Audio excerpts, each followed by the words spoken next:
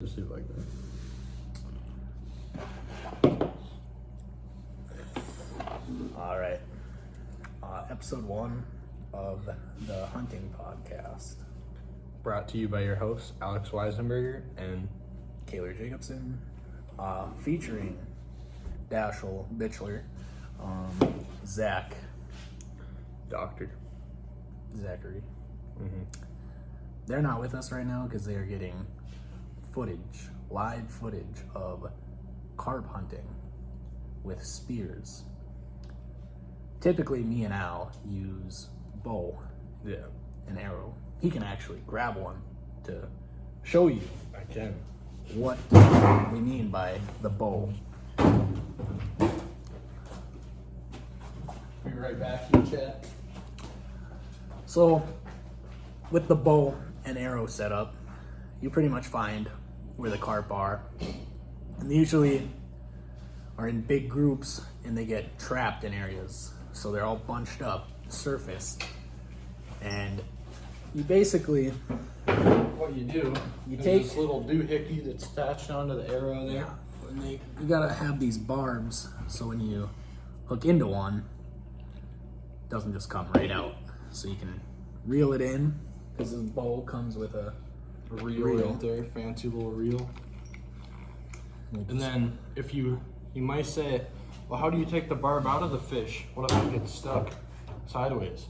What you're gonna want to do is you can spin this top off with like some kind of like a pliers. pliers, and then you can spin it out, and then these barbs shoot straight up, and you can pull it right out of the fish. Yes. Pretty dandy little system. Been using it for like probably 4 years now. It's fun, but it's gross. You got a lot of blood everywhere from them. Exactly. And they're not endangered or anything. They're overpopulated. They're not good for the habitats. So you pretty much just shoot until there's no more. Or until you're so full of blood it's not fun anymore. Yeah. Does get pretty disgusting sometimes. So that's what Zach and Dashel are doing. So we should have footage of that if they get one or not. There might not be one. Yeah. Other things I will be doing on this podcast is a lot of deer hunting because the season just opened. Dove hunting season just opened. You can see these cute little bucks behind us. This one right here is actually a mule deer. That one and that one over there are white-tailed deer. You can see there's a buck right here with a little drop time. Those are typically your bigger bucks. Normally, when they're shoulder mounted like that, and the shoulder mount means that it's the whole deer with their hide and everything. That typically you only do that if it's a big buck. And now you see ones like this. That's an elk actually right there. That's an elk, and that is called a European mount. Those are more so what the average hunter can do instead of taking it to a taxidermist. To get your European mount, like this one and that mule deer right there, and that other elk over there, I guess. There's a lot of different. I guess there's two of those European mounts if I would move his noggin. Sorry. All those that are just a skull, those are called European mounts. You take all the hide off of the deer. So on this one here, you would skin all the hide around from the antlers to the skull, all the skin, and you're left with just the meat, the brain, the eyes, everything, just that. And you boil it with like baking soda and like soap can help. You boil it for, I usually do a boil for about 4 hours, and then that should break up all the meat parts of it, and then I just take a pressure washer and pressure wash all the meat brains out. Make sure you got to get in the back of the skull where, I don't even know what it's called, there's a hole. You gotta make sure you get all the brains out, otherwise it'll rot and stink. There is another more bushcraft way of doing a European mount. you can just throw the head in an ant pile. Yes. It won't look as nice probably, But the reason why they're so white, and that one right there, actually, I believe only that elk actually has the stuff on it. yeah. You take a powder and you mix it with like, well, I don't even know what do you use. It's that brown bottle. I forgot what it's called. You put it on. Isn't it just rubbing alcohol? Yeah, it's a alcohol that cleans infections and shit, weird stuff. Well, anyway, yeah, you put that on there to get it really white. You probably can't tell right now because of the lights, but that one is a lot whiter than those ones. And behind us, you can see it's not just deer. There's a wood duck right there. You can see it. I believe everything in here, except for the shoulder-mounted deer, Lucas did himself. Mm-hmm.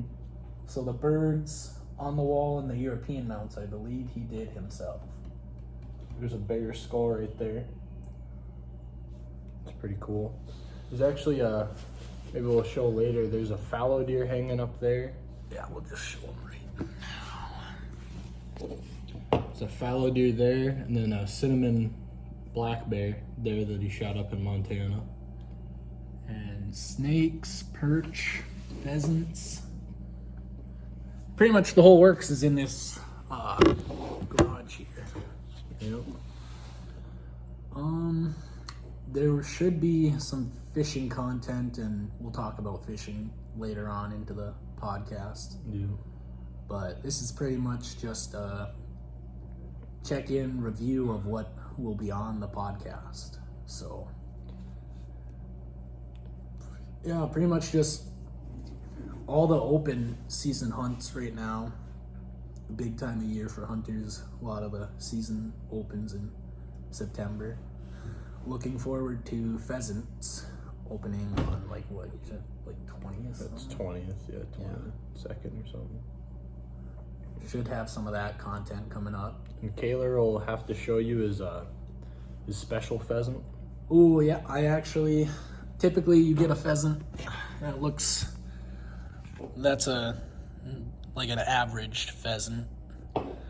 I skillfully got one up on my territory that is not an albino because it's not white, but it's like a brighter gold, a light gold, and we can show that later on in a podcast. Pretty cool. Yeah, so we should be flipping over to the carp content here soon. So that's it for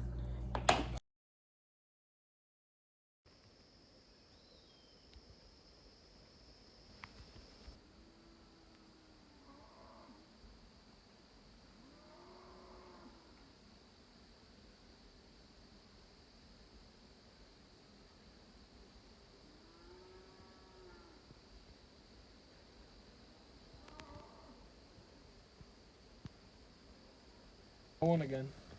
Where'd he go? Where'd he go? Where'd he go? Where'd he go? Oh, he's about to be gone, Keeler. I don't see him. I completely lost him.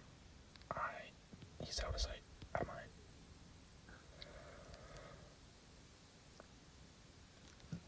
It's just so unsturdy. There we go. That's a good video. Oh yeah, you can really see his horn skylighting.